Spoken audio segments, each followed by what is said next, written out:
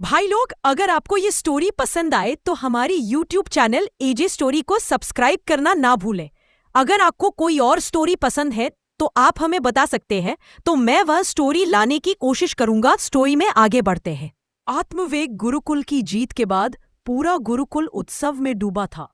चारों योद्धा शिवांश रुद्र, वीर प्रताप, काव्या मेहरा और अभिमन्यु सिंह अब पूरे संस्थान के गर्व बन चुके थे। गुरु अरुण देव ने सभा में कहा, आज तुमने साबित कर दिया कि सच्ची आत्मा शक्ति विनम्रता और विश्वास में छिपी होती है, अहंकार में नहीं। सभी ने जय घोष किया। परंतु उस रात शिवांश को नींद नहीं आई। रहस्यमयी सपना अचानक शिवांश की आंखों के सामने एक काला कोहरा फैल गया। उस कोहरे से एक परछाई निकली, लंबे वस्त्रों में ढका हुआ एक व्यक्ति जिसकी आंखों में लाल चमक थी। उसकी आवाज गूंजी, शिवांश रुद्र, नीला रजत घास तुम्हारी नहीं है, वह किसी और की आत्मा थी जिसे तुमने छीन लिया। शिवांश चौंक गया। तुम कौन हो? परछाई मुस्कुराई, मैं वह हूं जो प्रकाश की छाया में जन्मा, अंधकार आत्मा साधक नीलेंद्र। जल्द ही हम मिलेंगे, असली युद्ध वहीं शुरू होगा। कोहरा फैल गया और शिवांश की नींद टूट गई। उसका माथा पसीने से भीगा था। गुरु अरुण देव की चेतावनी। अगली सुबह शिवांश ने सब बताया। गुरु अरुण देव कुछ पल चुप रहे, फिर बोले, नीलेंद्र, वह नाम सालों पहले खो गया था।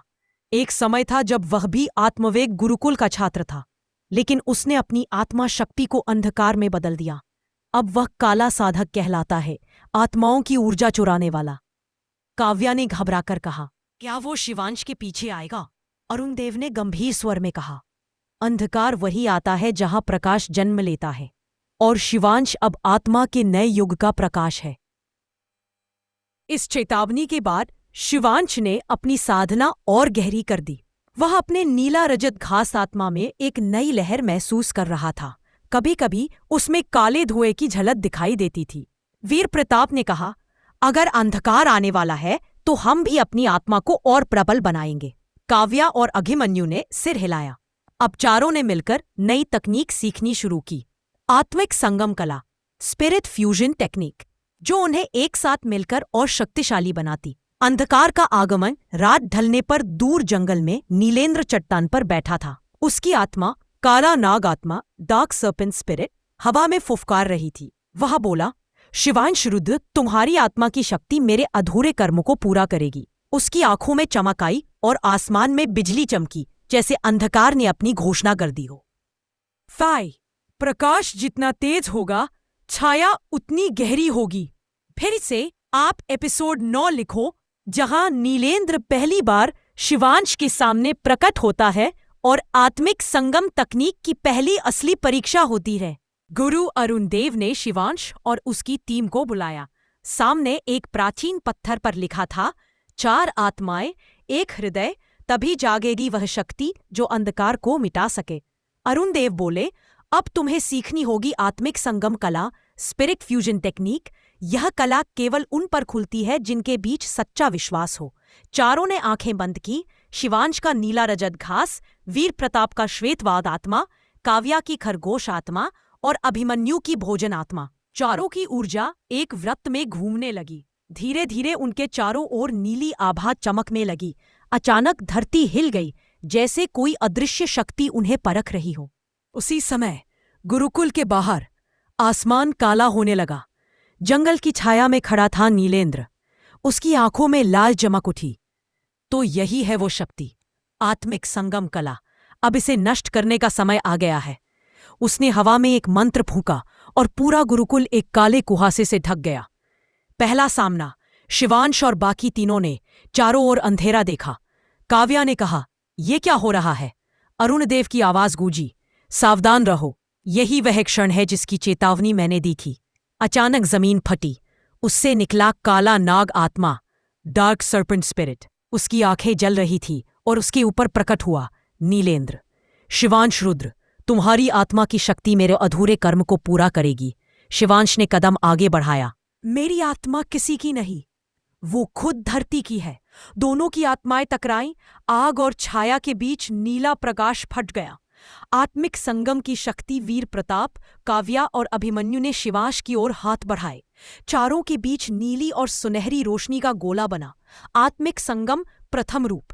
शिवांश की नीली घास अब सफेद बाग की धारियों से चमक उठी। काव्या की गति उसमें समा गई और अभिमन्यु की ऊर्जा से वह और प्रखर हो गया। उनकी सम्मिलित शक्ति से नीलेंद्र का नाग पीछे हट गया। अरुणदेव बोले, याद रखो, संगम तभी सफल है जब हृदय शुद्ध हो। नीलेंद्र की वापसी की प्रतिज्ञा। नीलेंद्र हंस पड़ा। यह तो बस शुरुआत है शिवांश, तुम्हारी आत्मा का असली स्वरूप अभी छिपा है। वह काले कुहासे में विलीन हो गया। मैदान शांत हो गया, पर शिवांश के भीतर कुछ बदल गया था। उसे महसूस हुआ उसकी आत्मा अब पहले से अधिक गहरी और रहस्यमयी हो चुकी है। नीलेंद्र के जाने के बाद भी शिवांश के मन में एक गहरी आवाज गूंजती रही, तुम्हारी आत्मा तुम्हारी नहीं है। वह रातों को सो नहीं पा रहा था। हर बार आंखें बंद करते ही उसे दिखाई देता नीला घास और उसके बीच एक महिला की परछाई, जिसके हाथ में वही रजत आभा थी जो उसकी आत्मा से निकलती थी। गुरु अरुणदेव का रहस्योद्घाटन। अगली सुबह शिवांश ने गुरु अरुणदेव से पूछा, गुरुजी, क्या मेरी आत्मा वास्तव में मेरी नहीं? अरुणदेव चुप रहे, फिर धीमे स्वर में बोले, अब वक्त आ गया है सच जानने का शिवांश। वह उसे एक पुराने मंदिर के नीचे ले गए, जहां पत्थर पर लिखा था, नीला रजत घास आत्मा, धरती माता की वरदान आत्मा। अरुणदेव बोले, देव यानी रुद्रा की थी? अरुणदेव ने सिर हिलाया, हाँ, और यही कारण है कि नीलेंद्र तुम्हारे पीछे है।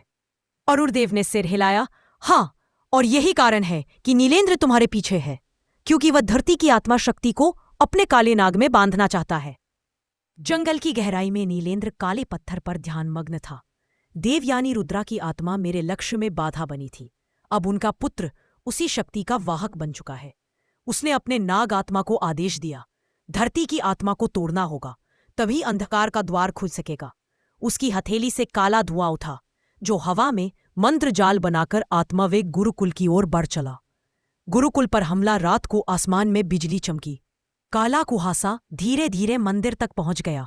धरती कांपी और शिवांश की आत्मा खुद जलने लगी।